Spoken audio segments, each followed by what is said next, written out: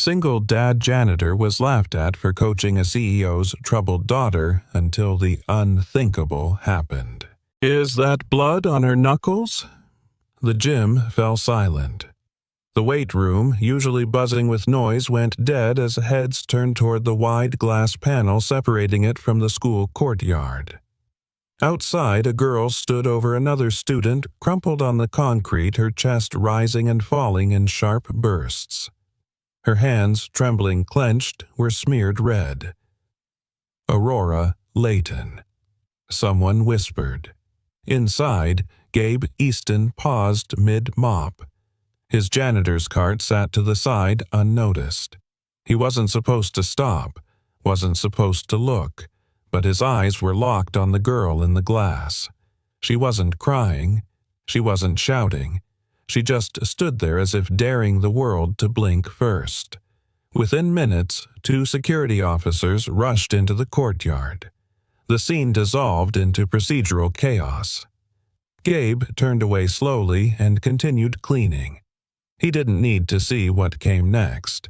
He'd seen it before, different faces, same story. And the ending was never kind. The principal's office felt colder than usual. Margot Layton sat upright in a tailored navy suit, diamond earrings like battle armor. Her presence filled the room long before she spoke.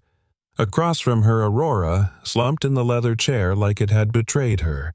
Her split lip and bruised cheek hadn't even been wiped clean. "She needs discipline," the vice principal said sharply. "This is the 3rd incident this semester. One more, and we'll have no choice but to—" Margot raised a hand, palm open but commanding. The man shut up instantly. "My daughter doesn't need your threats. She needs stability, and perhaps better supervision when your staff sees a student assaulted in broad daylight. That's unfair." "What's unfair?" Margot interrupted, her voice like sharpened glass. "Is that every child in this school gets second chances unless her last name comes with expectations." Aurora stared at the floor, her fists still clenched. The door creaked open.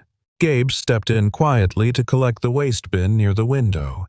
He kept his head low, invisible by design. But as he passed, Aurora looked up. Their eyes met just for a second, and in that second he saw it. Not anger, not violence, grief. Later that afternoon, Gabe was scrubbing dried gum off a stairwell railing when a familiar voice startled him. "She'll be expelled next time," said Coach Ramirez, arms crossed, looking out over the football field. Gabe didn't answer. "She's fast," Ramirez added. "You saw the footage. The way she moved, there's raw instinct there. Not training, just survival." He turned. "You used to work with girls like that, didn't you?" Gabe's jaw tightened. "That was a long time ago. I'm just saying maybe she doesn't need another lecture. Maybe she needs a fight worth staying for. I'm a janitor. And I'm a coach who's out of options," Ramirez replied. "She won't listen to teachers, counselors, or her own mother. But she noticed you, Gabe. That counts for something." Gabe leaned on his mop. "If I get involved, it's not for show, not for PR. I do things my way." Ramirez smirked. "That's why I came to you." The call came that evening. "I don't need a babysitter," Margot snapped before Gabe could speak. "Coach Ramirez says you have experience with difficult youth. Frankly, I don't care about your past. All I care about is that my daughter doesn't end up in handcuffs or headlines." "I don't babysit," Gabe said calmly. "And I don't fix people." There was a long pause. Then Margot's voice dropped a tone. "What do you do, Mr. Easton?" Gabe looked at his reflection in the cracked kitchen window. His hands were still calloused, his shoulders slightly hunched, not from weakness but from carrying too much for too long. "I help them stand." The next morning, Gabe waited by the staff locker room with a gym duffel in one hand. Aurora arrived late, hoodie up, headphones, in radiating contempt. She stopped when she saw him. "You," she scoffed. "They sent the janitor to train me." Gabe nodded once. "I clean up messes. Figured I'd start here." Aurora rolled her eyes. "This is a joke. I'm not putting on gloves and playing Rocky with some middle-aged mop man." Gabe dropped the bag at her feet. "Then leave." She blinked. "What I'm not here to convince you," Gabe said evenly. "But if you step inside that gym, you follow my rules. No shortcuts, no attitude, no excuses, just pain, patience, and work." Aurora stared at him, torn between walking away and throwing a punch. "Why would you care?" Gabe shrugged. "I don't." He turned his back and walked inside. That's what got her.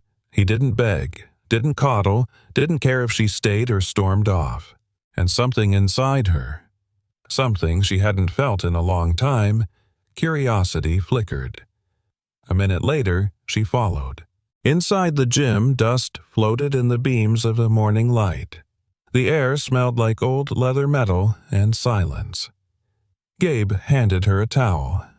"Warm-up starts with the floor." Aurora looked around. "Where's the treadmill?" He pointed to a bucket and a scrub brush. "Floor first." She laughed, a short, bitter snort. "You're serious. You want strength," he said. "Learn to earn it." She looked at the bucket, then at him, then without a word threw her hoodie aside, knelt down and began to scrub, and Gabe watched from a distance, silent, steady. Because he knew the truth. Sometimes the most broken people don't need rescuing. They just need someone who doesn't flinch when they bleed. The bucket water had turned gray. Aurora scrubbed harder, as if trying to erase something far more permanent than dust. Gabe leaned against the far wall, arms crossed, watching her not with judgment, but with the stillness of someone who'd seen this before. "You missed a spot," he said. She glared at him. "You're enjoying this, aren't you?" If watching someone work for the first time in their life is enjoyable, then yeah, he replied dryly. "But honestly, I'm more interested in whether you quit before the floor's clean." "I don't quit," Aurora muttered. "Then we're already ahead of schedule." She looked up at him again, this time not with anger, but with the smallest flicker of something else. Recognition, maybe. A silent acknowledgement between two people who knew what it felt like to be dismissed before they even opened their mouths. "Why are you really doing this?" she asked. Gabe didn't answer right away. He walked over, picked up a second rag, and began wiping down the mirror behind her. "You ever look at yourself?" he said, and not recognize the person staring back. Aurora didn't move. "That girl in the mirror," Gabe continued, "she's angry, she's loud, she hits first. But I don't think that's the real her. I think the real her got buried under too much silence. And when you bury something long enough, it starts to rot." Aurora stood slowly, her palms red and raw from the scrubbing. "You don't know anything about me. I know pain when I see it." She swallowed hard. "That's supposed to be some kind of wisdom." "No," Gabe said softly. "It's just the truth." That night, Gabe stood at the kitchen sink, rinsing out Aurora's training towel. His son, Jamal, sat at the table sketching in a spiral notebook, half dinosaur, half robot, all imagination. "Did she show up?" Jamal asked. "She did," Gabe said. "Did she punch you yet?" "Not yet." Jamal grinned. "Then you're making progress." Gabe chuckled under his breath and turned off the faucet. "You know, when I was your age, I thought being strong meant fighting anyone who pushed you. And now I think real strength is knowing when not to." Jamal tapped his pencil on the table. "So why are you helping her?" Gabe dried his hands on a towel, staring out the small window into the darkened alley behind their apartment. "Because I see something in her," he said finally. "Something sharp and hurting, like a blade turned inward." Jamal looked up. "Can she be fixed?" Gabe shook his head. "She's not broken. She's just been told she is." The next morning, Gabe arrived at the gym early. He hung 2 jump ropes on the wall, adjusted the heavy bag chain, and laid out a stack of old hand wraps. At exactly 700 a.m., the gym door creaked open. Aurora stepped in, her expression unreadable. She didn't say hello, just tossed her bag in the corner and began wrapping her hands badly. Gabe walked over and gently took her wrists. "That's not how you wrap. You'll break your fingers." She jerked away. "Don't touch me." He held up both palms. "Fair, but I can't let you hurt yourself." She paused, then extended her hands reluctantly. Gabe began wrapping her slowly, methodically. His fingers moved with the precision of someone who had done this 1,000 times. "My dad used to do this," Aurora said, barely audible. Gabe didn't push. What happened to him? "He left." Silence. "He told my mom I was too much to handle, that I didn't come with an off switch." "That's not your fault." "I know," she said. "But try telling that to the kid who waited by the front door every weekend with a packed bag." Gabe tied the final wrap, then looked her in the eyes. "You don't scare me, Aurora. You should," she said, pulling away. "I've cleaned blood off locker room walls. I've watched kids throw away their futures and parents pretend they didn't notice. Trust me, I've seen worse." She blinked. "And you're still here." Someone has to be. The training began. Gabe didn't let her touch a punching bag on day 1. Instead, he focused on footwork, balance, breath. Aurora grew frustrated quickly. "This is useless," she snapped after her 4th stumble over the jump rope. "You think Muhammad Ali skipped jump rope?" Gabe said. "I'm not Muhammad Ali." "You're right. He had more rhythm." She threw the rope against the wall. Gabe didn't flinch. He walked over, picked it up, and handed it back. "We don't quit here. We restart." Aurora stared at him, waiting for sarcasm, punishment, something. But there was none. Just that quiet steadiness. The kind of presence that didn't demand attention but commanded respect. She took the rope and kept jumping. At the end of the session, Aurora collapsed onto the floor, drenched in sweat, breathing hard. Gabe sat beside her, not too close. "You're stubborn," he said. "Takes one to know one." He smiled. "You know the difference between being tough and being strong. What tough breaks when it's hit hard enough. Strong bends, and then comes back swinging." She didn't respond right away, but her breathing began to slow. Her eyes, for the first time, weren't darting. They rested. "I don't want to be angry forever," she whispered. Gabe nodded. "Then don't be." Simple words, but they landed like thunder. As she left the gym, Aurora glanced back. "Same time tomorrow?" she asked. Gabe gave a nod. "Only if you bring your rhythm." She rolled her eyes, but there was a ghost of a smile. And for the first time since this whole thing began, Gabe allowed himself to believe. Maybe she wasn't just trying not to break. Maybe she was finally learning how to stand.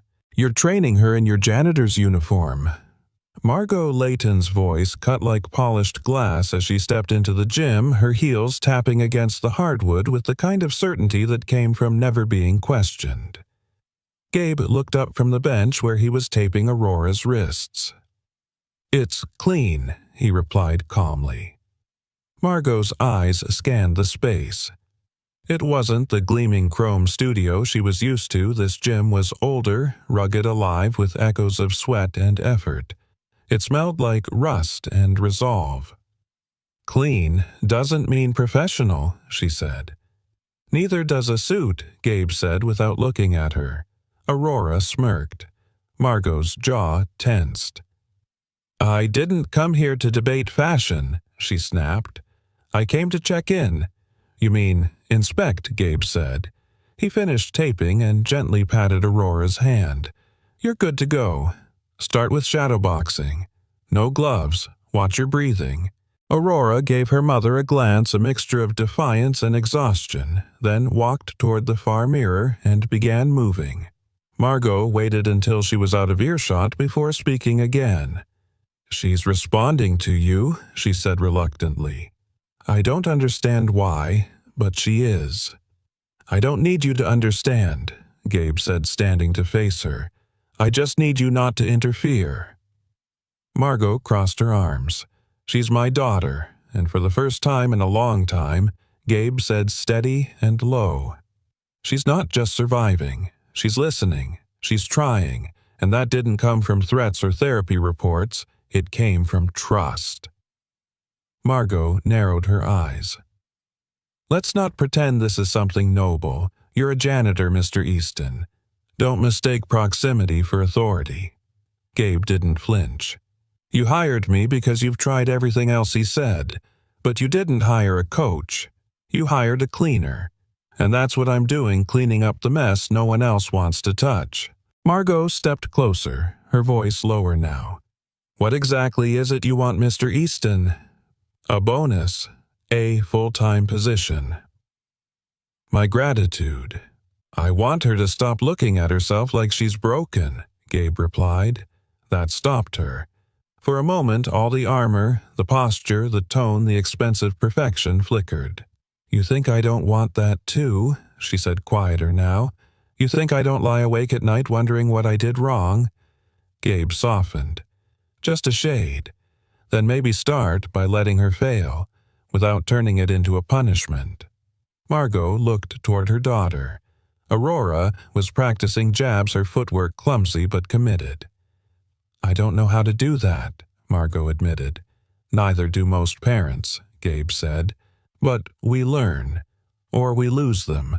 She exhaled, looked away. 3 weeks, she said. "That's all the time I'm willing to give. If I don't see progress, she's going to Lausanne." "Switzerland," Gabe said flatly. "It's structured, secure.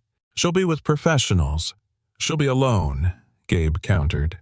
Again. Margot didn't respond. She turned to leave. At the door she paused. "You don't get to fail, Mr. Easton," she said without turning back. "Not with my daughter." Gabe watched her go, his face unreadable. "I've failed before," he murmured to himself, "and I'm still here."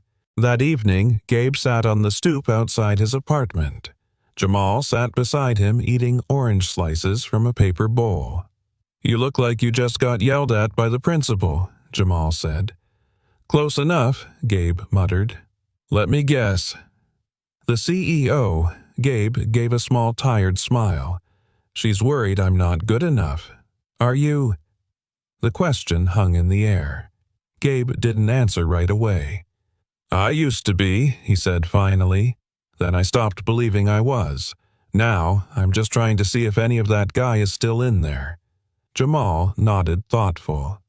"You know what Mom used to say," the boy said.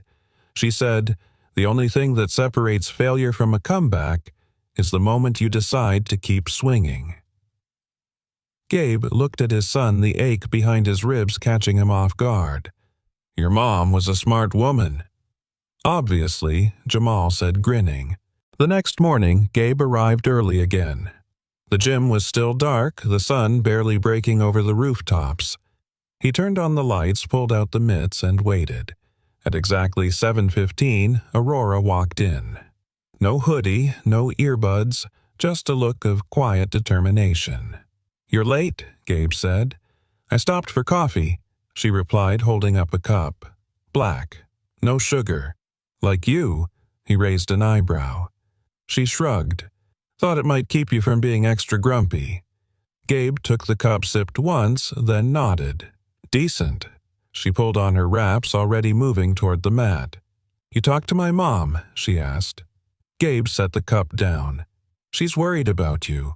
Aurora laughed, short, bitter. "That's new. She wants results. Fast ones. Of course she does." Gabe moved closer. "You know what I want." "What I want you to want something again. Anything." Aurora looked at him quiet. "I don't remember what that feels like. Then that's where we start." They trained hard that day. Punches, footwork, repetition until muscles burned. No shortcuts. No praise. just work. And somewhere between the sweat and silence, Aurora began to shift. Her punches got sharper. Her breath found rhythm. And for the first time when she looked in the mirror, she didn't see a monster. She saw motion, precision, power. She saw potential. And Gabe, he didn't smile, didn't celebrate. He just said again, because he knew something she didn't, something Margot hadn't realized yet. You don't build trust with words. You build it with repetition. And for some people, that's the first miracle they'll ever believe in. You're seriously making me mop again. Aurora stood at the entrance of the gym. Arms crossed, disbelief flickering behind the sass in her voice. The early morning sun barely broke through the tall windows, painting long golden stripes across the polished floor. Gabe didn't look up from where he was refilling the bucket. Every day, he said. First thing, Aurora dropped her gym bag onto the bench with a loud thud. This is a boxing gym, not a janitor boot camp. Gabe stood handing her the mop. You want to fight? Learn to respect the ground you stand on. You want control? Start with your hands. You want to hit hard. She rolled her eyes. Yeah. Clean harder. No. He looked her in the eye. Start by learning discipline when no one's watching. That's where real fighters are made. Aurora hesitated, then took the mop. It wasn't about the floor. She was starting to understand that.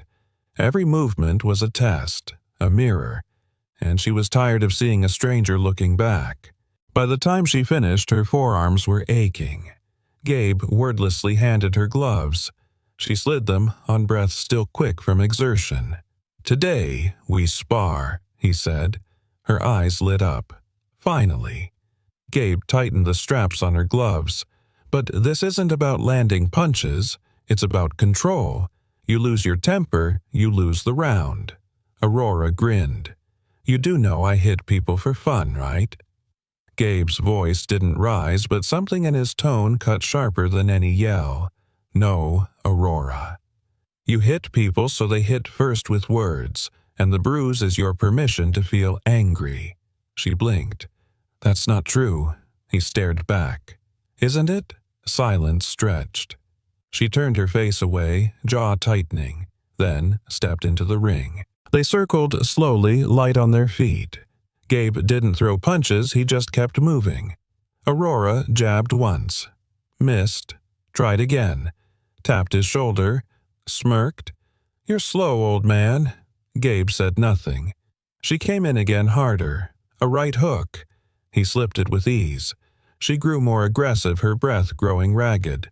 Stop dancing and fight, she snapped. You're not ready. I'm hitting you. You're swinging, he corrected. There's a difference.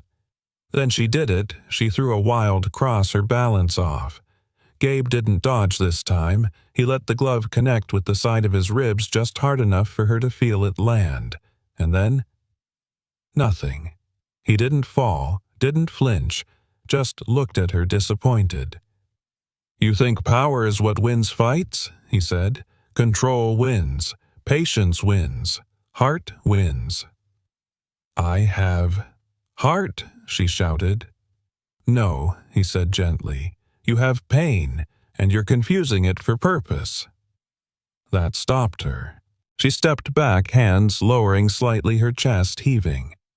I don't know the difference. I know, he said. That's why we're here. They sat on the edge of the ring afterward, unstrapping gloves in silence. You ever fight? Angry? She asked. Gabe nodded. Too many times. Did it help? He looked at his hands. It helped me win fights. It also helped me lose everything else. Aurora stared at the floor. My mom says I'm unpredictable. Like a storm. I think she's just scared. Storms scare people because they don't know when they'll hit. Aurora exhaled. I hate being the storm. Gabe's voice dropped to a near whisper, then learned to be the sky. She looked at him. The storm passes, he said, but the sky, it stays, holds everything. That afternoon, Aurora sat on the steps outside the gym sipping a Gatorade. Gabe sat beside her, arms resting on his knees. "Did you mean what you said?" she asked suddenly. "Which part about the pain and me not knowing the difference?" Gabe considered. "Yeah, but that's not a bad thing. It just means you've been in survival mode too long. What's the alternative? Living?" Aurora frowned. "That sounds harder." Gabe chuckled. "It is. But it lasts longer." She didn't laugh, but her eyes softened. "I used to draw," she said quietly. Gabe turned to her. "What stopped you?" "My mom said it was a distraction, that I should focus on measurable results." He waited a beat. "You ever think maybe your mom just didn't know how to rest?" Aurora stared ahead. "She doesn't know how to see me." "She sees you," Gabe said. "She just doesn't know how to look." That night, Gabe sat alone on the couch flipping through a worn photo album. He stopped at a picture his wife holding baby Jamal, both laughing under the afternoon sun. His phone buzzed. A message from Coach Ramirez heard. "About the progress. You might be the only person that girl listens to." Gabe replied simply, "I'm not teaching her to fight.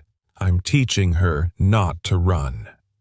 He set the phone down and leaned back, eyes closing. Because deep down, Gabe knew he wasn't just training Aurora. He was remembering through her what it meant to stand up. Not just for someone else, but with them. You ever feel like everything inside you's about to explode, but no one notices until you've already burned the place down? Aurora's voice broke the silence as she sat on the cold locker room bench. Her hands still wrapped, sweat glistening down her temple. The morning light seeped through the high window, catching the dust in the air like golden snow. Gabe leaned against the doorframe towel slung over his shoulder, arms crossed. "Yeah," he said quietly. "I felt that." Aurora didn't look at him. Her gaze was locked on her shoes, scuffed and coming apart at the toe. "I was 9 the first time they said I needed help," she murmured. "They called it impulse control. I called it surviving recess." Gabe said nothing. He'd learned that sometimes the best way to listen was to say nothing at all. My dad was still around back then. Big guy, loud, smelled like leather and aftershave. She let out a bitter breath. He said I was embarrassing him, called me a ticking time bomb. She paused. Then, one day, he just left. Still no tears. Just the kind of flatness you hear in someone who's replayed the same story too many times.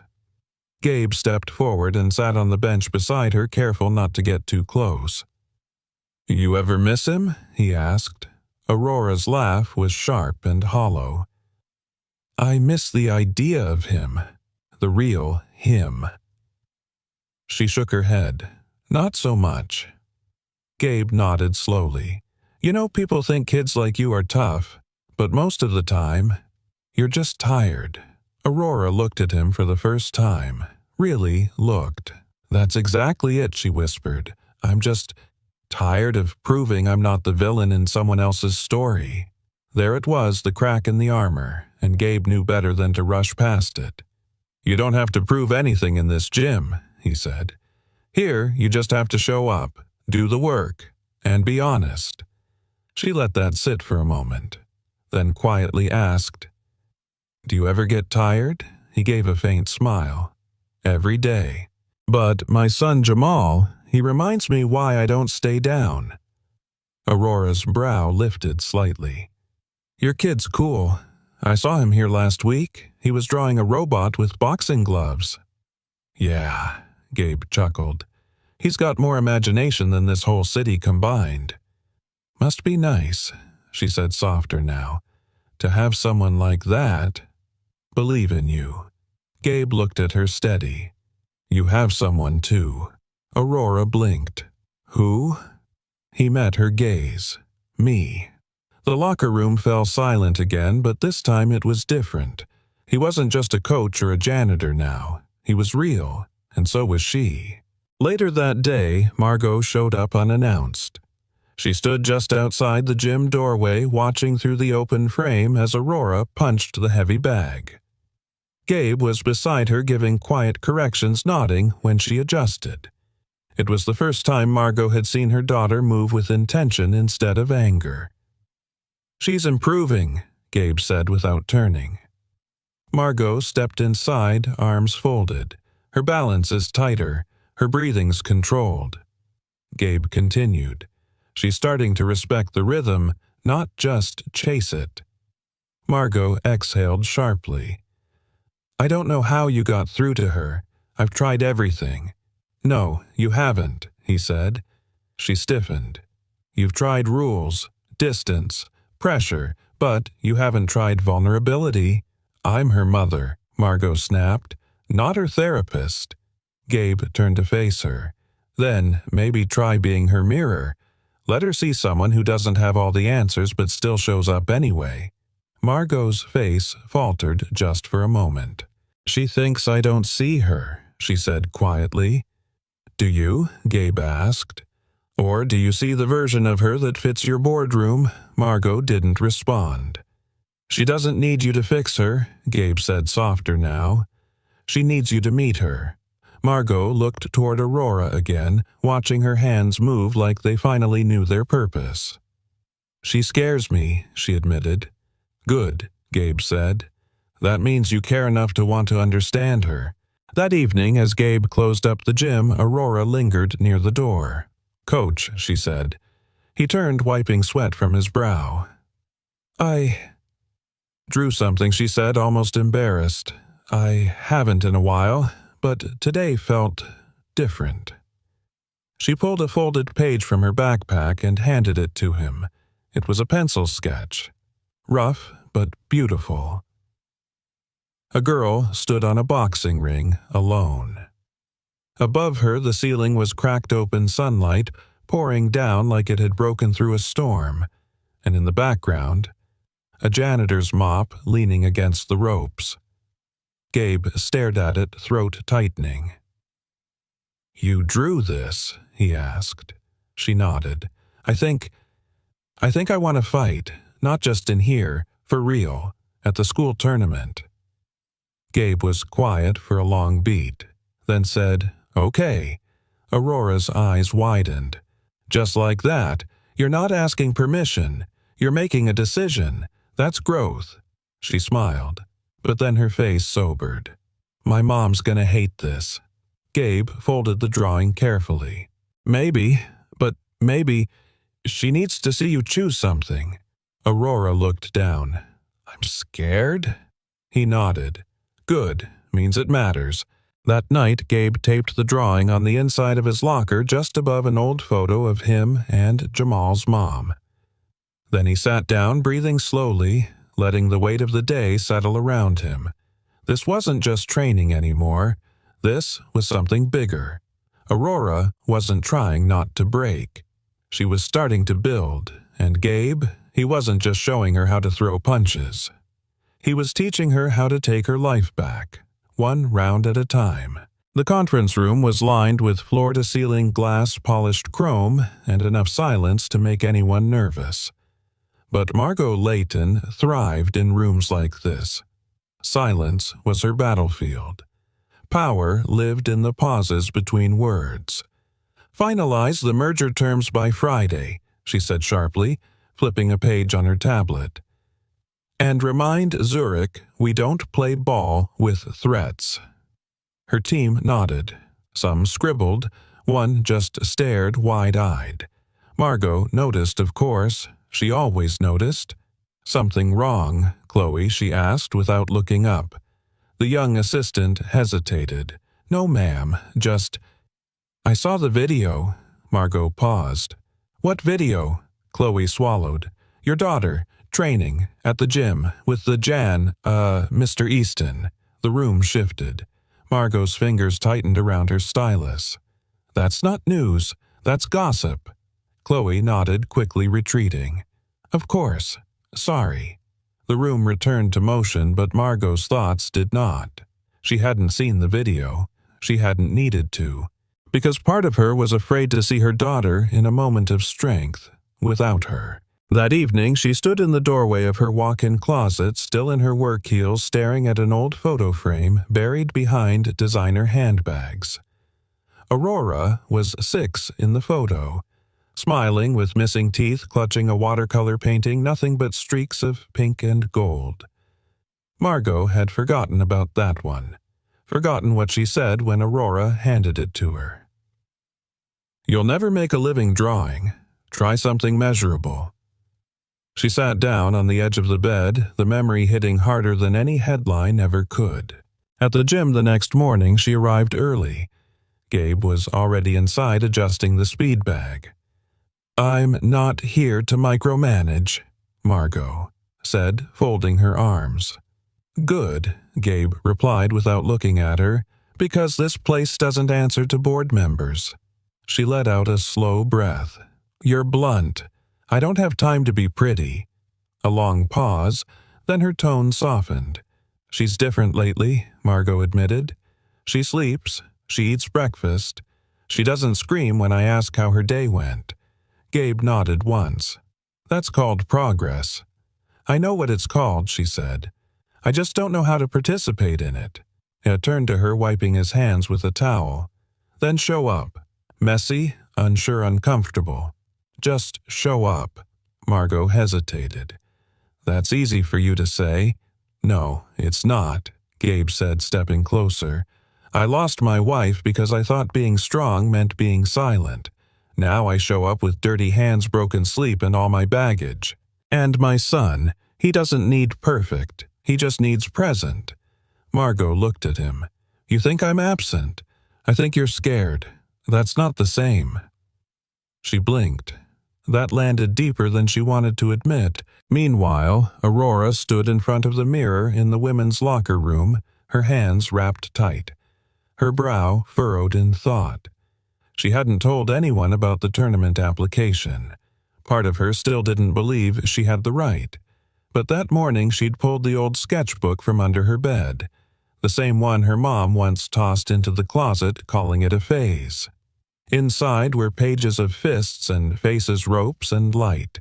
One page caught her eye, a single figure standing alone in a boxing ring. No audience, no spotlight, just her. She touched the drawing and whispered, "Not this time." When Aurora entered the gym, she froze.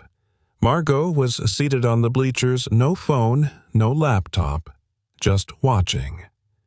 Aurora walked over to Gabe slowly, eyes never leaving her mother. "Is she lost?" she muttered. "She's trying," Gabe said. "Give her a second." Aurora tightened her gloves.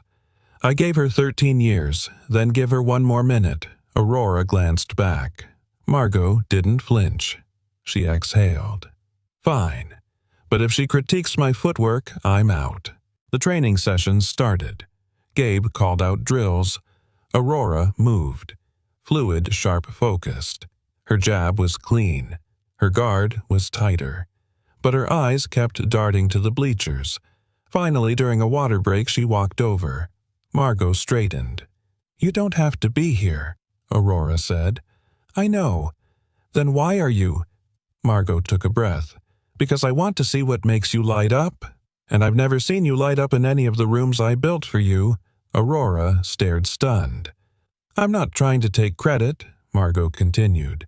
I missed too much, and I don't want to miss this too." For once, Aurora didn't run. She didn't lash out. She just said, "Then sit quietly." Margot smiled faintly. "Deal." After training, Gabe and Margot stood by the exit. "She's got good instincts," Gabe said. "She gets that from me," Margot replied. He smirked. "You box, no," she said. "But I've been fighting all my life." Gabe nodded, serious now. Maybe it's time to stop fighting her and start fighting with her. Margot looked at him, something new in her eyes. Not command, not calculation, but gratitude. "You're not what I expected," she said. "Neither is she," Gabe replied. That night, Aurora slipped a note under her mom's bedroom door. It read, "Thanks for coming. I didn't think you would. I still don't trust it'll last, but maybe." That's on me too. P.S. I'm entering the tournament. Hope that doesn't ruin your image. Margot read it 3 times, then whispered to the empty room. Ruin it, kid. You just made it real. She folded the note like it was gold and slid it into her wallet next to her corporate ID. Because for the first time in her career, Margot Layton had something worth showing up for that didn't need a boardroom seal of approval. It needed her, just her. No title, no control, just presence. The sign-up sheet was taped to the glass wall outside the athletic office. White paper, black ink, 16 empty lines. At the very top, in sharp all-caps handwriting, Aurora Leighton. Lightweight class. The hallway buzzed with whispers before first period had even started. Wait, is that real? That's her. The crazy girl. She thinks she can fight just because she trains with the janitor. Someone laughed. Someone filmed. Someone posted it before the bell rang. Gabe was mopping the west hallway when he overheard it. Yo, did you see this? A boy's voice echoed. Aurora Leighton signed up. What's next, cafeteria? Lady coaching gymnastics. Laughter exploded behind the locker room doors. Gabe didn't flinch. He dipped the mop back into the bucket and continued moving in slow, deliberate strokes, because he knew something they didn't. The people who laugh loudest are usually the ones most afraid of being shown up. Later that afternoon, Aurora stormed into the gym, her cheeks red, fists clenched. Her backpack hit the floor like a dropped anchor. They're laughing, she said. In the hallways, in the group chats, on freaking TikTok, Gabe. He said nothing, just handed her gloves. She stared at them, incredulous. Did you hear me? They're laughing at you too. Gabe nodded. Of course they are. You're okay with that? No, he said, but I'm not training to make them comfortable. She looked away, blinking hard. One of the guys said, I'm just your little pity project. That I don't belong in the ring. Gabe stepped closer, his voice quiet but full. They laugh because they see you walking into an arena they'd never survive in. She didn't speak. He continued, You scare them, Aurora, not because you're loud, but because you didn't stay broken. Aurora's eyes filled, but she blinked the tears back like a boxer blinking sweat. I want to hurt them, she whispered. All of them. Gabe nodded slowly. I know, but hurting them won't change what they believe. Beating them at their own game, that's something they don't forget. At home that night, Margot poured herself a glass of wine and opened her laptop. She wasn't prepared for what greeted her. Her daughter's name trending locally. Clips of Aurora training. Screenshots of the sign-up sheet. A wave of cruel comments, Nepo kid with gloves. When your mom buys you a win. The janitor's protege, LOL. Margot's hand clenched around the stem of her glass. She was used to smear campaigns. She was not used to seeing them aimed at her daughter. She scrolled past one video, a slow-motion loop of Aurora, throwing a wild punch during practice, clearly early footage. It was captioned, CEO's daughter punches like she types. That did it. Margot slammed the laptop shut. For a long time, she just sat there staring at the dark screen. Then she reached for her phone. Gabe was locking up the gym when it rang. He answered. Easton, you need to pull her out. Margot's voice was tight, controlled, dangerous. She doesn't belong in that ring, Gabe. Not yet. Maybe not ever. Gabe exhaled. Is this about safety or image? She's being humiliated, Margot snapped. Online, publicly. I won't let them destroy her, then let her win, Gabe said. Margot paused. You think she can beat them? I know she can. I can't risk that kind of loss. Gabe's voice dropped low. Then you're not afraid she'll get hurt. You're afraid she'll lose and prove them right. Silence. He continued. You want to protect her. Teach her what it means to stand back up when the world laughs. Not if, because it always will. Margot didn't answer. The call ended. But the silence that followed said more than any threat could. The next morning, Aurora was back at the gym before sunrise. She was quiet, focused. Gabe handed her hand wraps without a word. She tied them herself, perfectly. Today, Gabe said we stop hitting air. Her eyes lit up. You mean sparring? With someone who won't go easy. He turned toward the hallway and called out Marcus. In walked Marcus Dorsey, former middleweight champion, now a gym regular in recovery from shoulder surgery. He grinned. So, this is the hurricane I've been hearing about. Aurora blinked. You're joking. He's lighter now, Gabe said. Still has the instincts and enough control not to break your ribs. Marcus chuckled. Barely. Aurora hesitated. He's gonna mop the floor with me. Gabe smiled. So what? You've mopped tougher floors. She smirked despite herself. The first round was rough. Aurora's punches were wild, her timing off. Marcus dodged, tapped her forehead with playful jabs. Light enough not to hurt, sharp enough to humble. She got frustrated. Threw too hard. Slipped. Hit the mat. She lay there breathing heavy shame crawling over her like sweat. From outside the ropes, Gabe called out gently. Get up, Aurora. Not because you fell, but because you can. She rose. Round 2 began. This time she was slower, smarter, calculated. She didn't swing to win. She swung to last. By the end of 3 rounds, her eye was swelling and her ribs ached, but she hadn't gone down again. Marcus pulled off his gloves and grinned. Kid's got fire. Gabe nodded. No, she's got fight.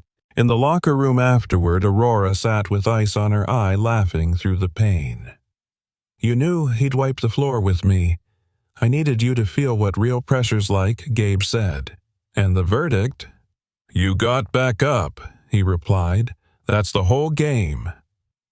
She looked at him serious now. They laughed. They'll keep laughing. She exhaled. Then I guess we give them something to choke on. Gabe grinned. Now that's a fighter talking. That night, Aurora posted something she'd never shared before. A short video, her training her falls, her bruises, with a caption that read, They laughed when I signed up. I laughed when I didn't stay down. See you at the tournament. It wasn't viral, but it was real, and for the first time the comments weren't just mockery. They were curious. They were watching. Because deep down, people don't root for perfect.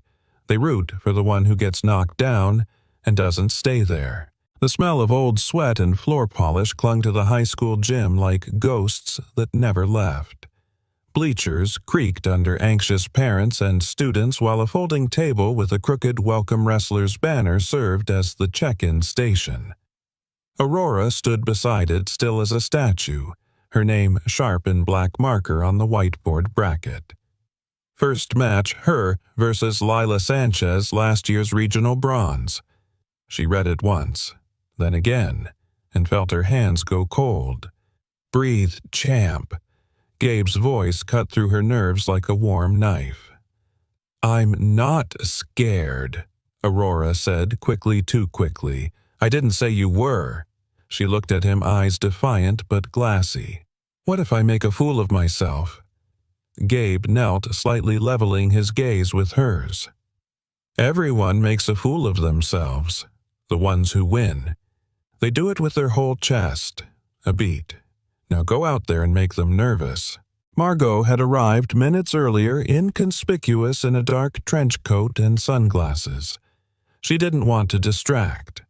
She didn't want to interfere, but she had to be there. She found a seat in the top corner of the bleachers next to an older janitor she didn't recognize. He glanced over. Kid yours? He asked, gesturing toward the mat. Margot hesitated. Yes. Guts, he said, nodding. Not a lot of rich girls sign up for this, especially not with eyes like hers. Margot blinked. Eyes like they're not here to prove something to others, just to themselves. She looked away, throat tight. He didn't press. In the locker room, Aurora bounced lightly on her toes. Lila Sanchez strutted in with two teammates, all of them in matching jackets and practiced smirks. "Well, look who finally decided she's a Layton," Lila sneered. Aurora didn't answer. "She gonna fight or file a lawsuit?" Aurora pulled on her headgear slowly, then looked Lila straight in the eye. "I'm not here to fight you. I'm here to fight the version of me who almost didn't show up." Lila blinked. Aurora stepped past her calm as steel. The announcer's voice echoed through the gym. First match, lightweight division, Aurora. Layton versus Lila Sanchez. A smattering of polite applause. And then whispers, "Oh my God, she actually came. Is she insane? She's gonna get wrecked." Aurora stepped onto the mat boots, squeaking slightly. She spotted Gabe standing in the corner, arms folded, his expression unreadable, but steady as ever. The referee gave instructions. Aurora nodded. The whistle blew. The first 30 seconds were a blur. Lila moved fast, too fast. She snapped at Aurora's shoulders, grabbed her wrist, and spun her down. The gym let out a collective oof as Aurora hit the mat. Gabe didn't yell, didn't flinch. He just called out one word. "Breathe." Aurora pressed her palms into the mat, found her knees, lifted herself. Lila grunted. "You're stubborn, I'll give you that." Aurora grinned through clenched teeth. "Good. I'm not here to be polite." By the second round, the tone shifted. Aurora had adjusted. She anticipated Lila's grip, deflected her feints, used timing over strength, patience over panic. And then, on the third exchange, Aurora countered a sweep and spun Lila down hard enough to draw gasps. The whistle shrieked. "Point to Layton." From the bleachers, Margot stood without realizing it, her hand clamped over her heart. The janitor beside her chuckled. "Told you. Guts." Final round. Tied score. Lila's eyes were wild now, angry. Aurora's were calm. Gabe called from the edge of the mat, voice low but steady. "She's stronger. You're smarter. Be the wave, not the wall." Lila lunged first, predictable. Aurora dipped, pivoted, locked behind. A heartbeat, a lift, a clean takedown. The ref slammed the mat. Match, Layton. The crowd was stunned into silence, then erupted. Aurora didn't raise her arms. She just looked at Gabe. He gave her a single nod. That was enough. Back in the locker room, Aurora sat on the bench clutching a bottle of water like it was a trophy. Her lip was split. Her shoulder throbbed. But her heart felt clear. Gabe entered quietly. "You did it," he said. "I did it," she whispered back, almost in disbelief. There was a pause. Then, "Do you believe in me now?" Gabe smiled. "Aurora, I believed in you before you knew how to stand." Margot waited outside the gym doors. When Aurora stepped into view, still in her gear, sweaty and bruised, but glowing with something fierce, Margot forgot how to breathe. "Mom," Aurora said softly. Margot opened her mouth, then shut it. Finally, she managed, "You looked like your father out there." Aurora stiffened. Margot stepped closer, eyes shining. "Not because you won. Because you never stopped getting back up." Aurora's lip trembled. She didn't speak. Margot reached out and took her daughter's hand. No more gloves between them. That night, Gabe sat alone on the bleachers long after the lights dimmed. The gym was empty except for the echo of a girl's footsteps and a mother's tears. Somewhere, deep inside, a door creaked open. And for the first time in years, Gabe Easton allowed himself to wonder, what if I didn't just help her stand? What if I was meant to walk beside her. The video spread faster than wildfire. A grainy clip, Aurora, executing a flawless takedown, the ref slamming the mat, the crowd erupting. Then a pan to her face, flushed and fierce under gymnasium lights. Underneath bold captions, billionaire's daughter, wins school wrestling match, coached by the janitor. That line ignited everything. Within hours, it was on Twitter, TikTok, Reddit. Some cheered, some mocked, and some smelled blood. At Leighton Tower, Margot's assistant barged in without knocking, panic etched across her face. "You need to see this." She dropped a tablet on Margot's desk. Margot stared at the video in silence, watching her daughters form her strength, her triumph, and then Gabe's face in the background. Board members are already messaging. "We've got PR requests piling up. Some donors are—" "Pull all scheduled interviews," Margot said calmly. "Ma'am, I'll handle it. No more statements." The assistant hesitated. "They're saying, you let a janitor near your daughter, alone, after hours." Margot's voice was quiet but sharp as glass. He didn't just coach her, he reached her. Gabe didn't have a TV, but the staff room had one, and by morning he couldn't avoid it. "Look, you're famous, coach," one of the janitors joked. Gabe didn't smile. He read the crawl along the bottom of the screen. "Is it mentorship or manipulation?" His jaw tightened. His phone buzzed. Unknown number. He didn't answer. It buzzed again, and then Aurora called. He answered instantly. "Hey, coach," she said, trying to sound light, but her voice trembled. "People at school are saying you groomed me." Gabe closed his eyes. "Aurora, listen to me. You earned that match. You trained. You bled for it. This isn't about truth, it's about fear. But they want me to stop seeing you," she whispered. "Do you want to stop silence?" "Then you're the first person who ever saw me for who I could be. Why would I let that go?" That night, a luxury black sedan pulled into the modest neighborhood Gabe lived in. Margot stepped out dressed in muted gray, no heels, no press. She knocked once on the peeling door. Gabe opened it slowly, surprised. "I figured this was coming," he said, eyes unreadable. "I'm not here to apologize," Margot replied. "Didn't think you were." "I'm here because I need to ask." "What exactly is your intention with my daughter?" Gabe looked her dead in the eye. "I want her to stand on her own. Not on a pedestal. Not in your shadow. Not behind a last name." Margot exhaled, her voice brittle. "You think I don't want that too? I think you want to protect her so badly, you're choking the very breath she needs."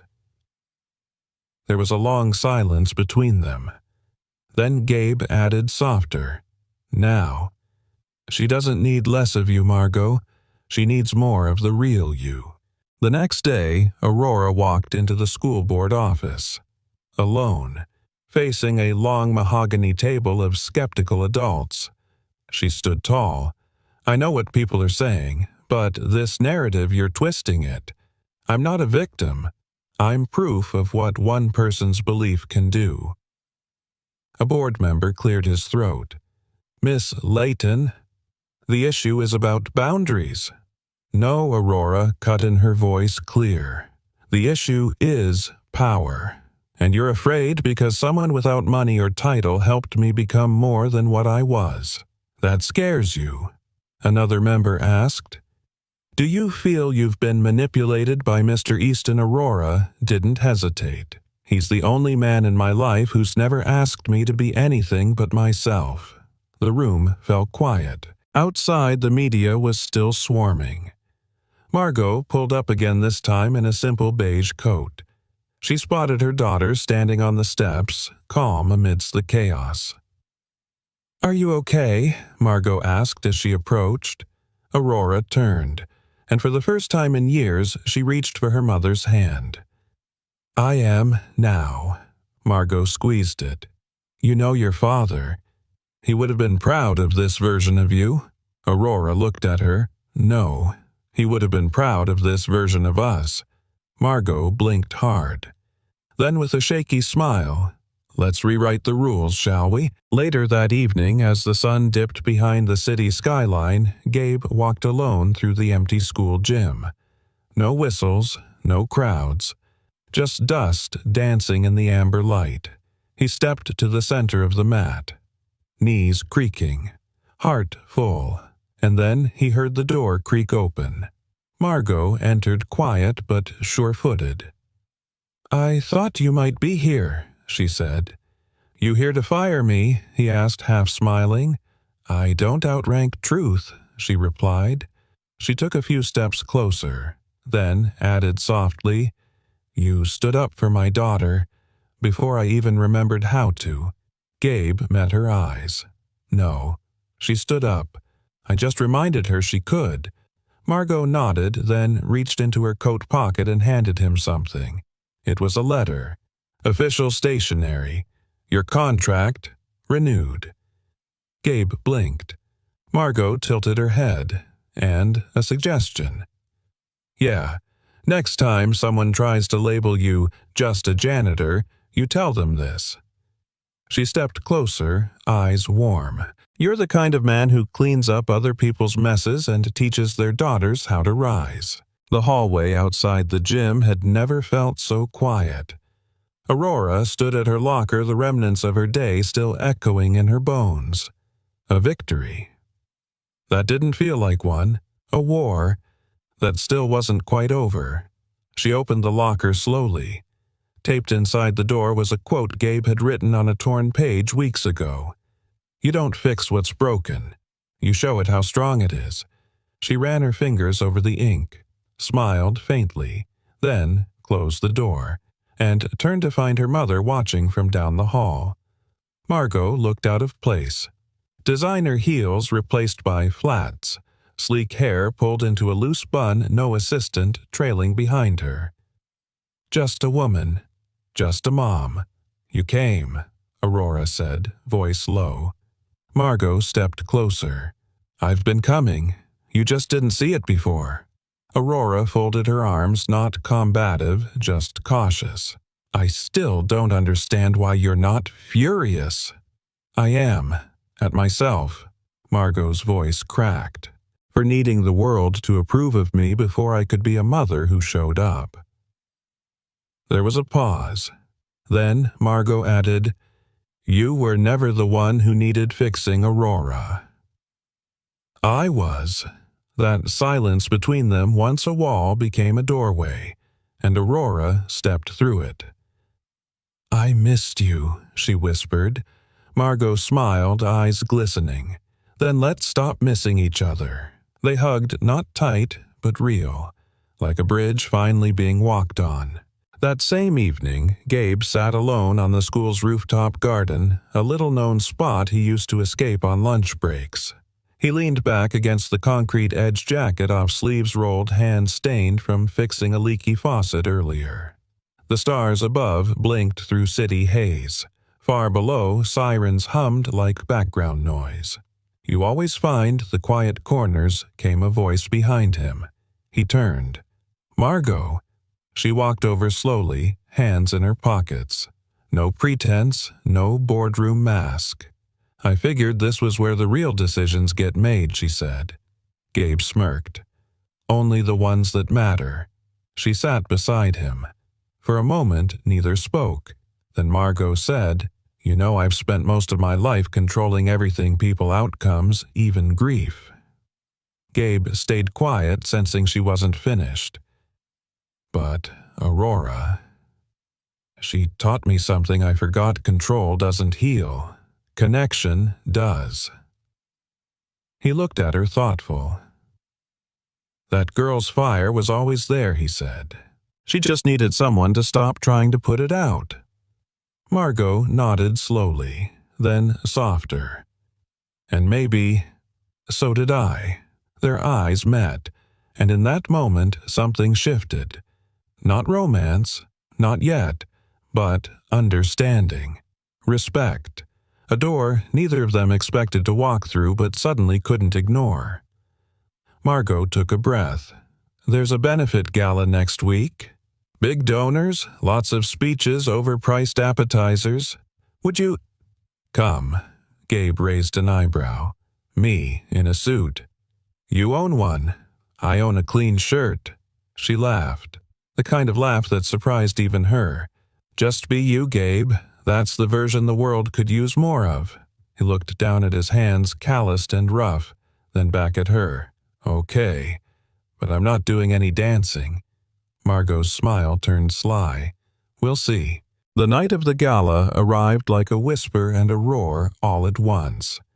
The ballroom at the Whitmore Hotel gleamed with chandeliers and champagne flutes. Wealth was stitched into every curtain, every bite of caviar. But none of it seemed to touch Gabe. He stood at the edge of the crowd, adjusting the collar of a borrowed blazer that didn't quite fit. Clean-shaven hair, combed back, still unmistakably himself. Across the room, Margot stood in navy silk. Regal, poised, but scanning the crowd with quiet urgency. Then their eyes met, and she smiled like she'd been holding her breath all evening just to see him walk in. As she approached, someone bumped Gabe's arm. Wait, you're the janitor from that video, right? The man slurred, clearly. Tipsy. The coachman. I thought that was fake. Didn't realize they let staff in at these things. Before Gabe could speak, Margot slid in beside him. She looked the man square in the eye. That janitor helped save my daughter. The man blinked. And if this room had more people like him, she added, we'd all have less to clean up. She turned back to Gabe. Dance floor's open. He chuckled. You said I wouldn't have to dance. I lied. She grinned. Besides, you already taught my daughter how to stand. She offered her hand. He hesitated, then took it, and in the middle of a room full of power brokers and diamond necklaces, a janitor and a CEO swayed gently to a slow song, the rest of the world politely disappearing. Later that night outside under the stringlit canopy, Margot leaned on the railing, eyes cast toward the city skyline. Gabe joined her quiet. She's different now, Margot said, speaking of Aurora. Softer, but stronger. She always had it in her, Gabe replied. You just finally looked. Margot turned to him, voice low. Gabe, have you ever considered that maybe the person we fight the hardest to forgive is ourselves? He looked at her, saw the cracks, the courage, and for the first time let his voice drop with truth. I forgave myself the day your daughter hugged me like a father. Margot's breath hitched, and in the silence that followed, something unspoken passed between them. Not promises, not fairy tales, but the kind of beginning that doesn't start with fireworks, just two people finally seen. The auditorium was humming, parents chatting, teachers checking clipboards, students in crisp uniforms trying not to wrinkle their shirts. On stage, the backdrop read in bold white letters, Whitman Charter. Spring, Showcase Rise. Speak, Shine. Gabe stood behind the curtain, adjusting the collar of his clean gray shirt, heart beating like a slow drum. His hands, though steady now, still bore the quiet tremble of a man not used to standing in front of applause. Beside him, Aurora paced in soft flats and a simple navy dress, not glamorous but radiant in the way someone glows when they know exactly who they are. Still, think I should have done the rap number, she asked, glancing at him. Gabe smirked. Only if you wanted to cause a fire drill. She grinned, then exhaled slowly. You okay? He asked. Aurora's voice dropped. I'm nervous, but not scared. That's growth, he nodded. She bit her lip. You'll be in the front row, right? Gabe tapped his chest.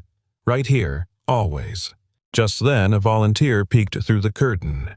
You're on in 2. Aurora turned toward the wings, then paused and looked back. "Coach," she whispered. "Thank you for never leaving even when I pushed." Gabe met her gaze with a quiet intensity. "That's the job of a good coach, and a better dad." Her eyes welled, but she didn't cry. Not this time. She turned, walked into the light, and the crowd hushed. Margot sat in the front row, her hands clasped tight in her lap. She wore no makeup tonight, just pride layered thick across her face. Aurora stepped up to the mic. No music, no effects, just her. "I used to think the world was full of walls," she began. "Rules, expectations, judgments." She looked out across the room. Her eyes found Gabe, then her mom. But sometimes the person we judge the harshest is ourselves. Murmurs of agreement rose in the crowd. "I've messed up. I've been angry. I've shut people out." She paused, then smiled soft and earned. But then, "Someone saw me. Not for what I'd done, but for what I could become." The crowd was silent. Aurora stepped back and began to read her original poem, "To the One Who Stayed." "You didn't fix me. You listened. You didn't lecture. You laughed. When I closed every door, you waited in the hallway. With a broom, a broken past, and a heart big enough to carry mine." Tears welled in Margot's eyes. The final line came like a soft echo through thunder. "You showed me that janitors don't just clean buildings, they polish people back to who they really are." A full beat of silence followed. Then the entire room stood. Applause thundered, echoing off every wall. Not just polite, not just supportive. A standing ovation for a girl who once couldn't stand herself. Later, in the quiet of the parking lot, Gabe leaned against his truck. Aurora's poem still rang in his chest. Margot approached her heels, clicking softly on the pavement. "She lit up that room," Gabe said. "She lit me up," Margot replied, folding her arms gently. "I thought I had to do everything perfectly to earn her love, but she just wanted me present." "She doesn't want a perfect mom," Gabe said, "just a real one." Margot turned to him, her voice gentler than he'd ever heard. "Do you know what she calls you now when she talks about you at home?" Gabe raised a brow. "She says you're the man who believed when no one else did." He chuckled, his voice catching. "That girl, she saved me as much as I helped her." Margot stepped closer. "Gabe, I've spent a lifetime building things, companies, legacies, illusions. But the past few months they've reminded me what truly matters." "What's that?"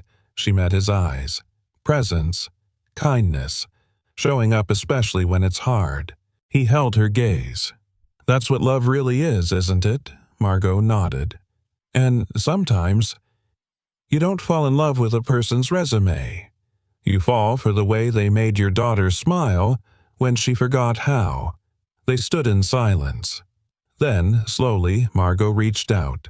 Not urgently, not dramatically, just a hand.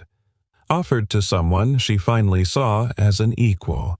Gabe took it, and they stood there, two people who had walked through fire, each carrying their own ash and grace.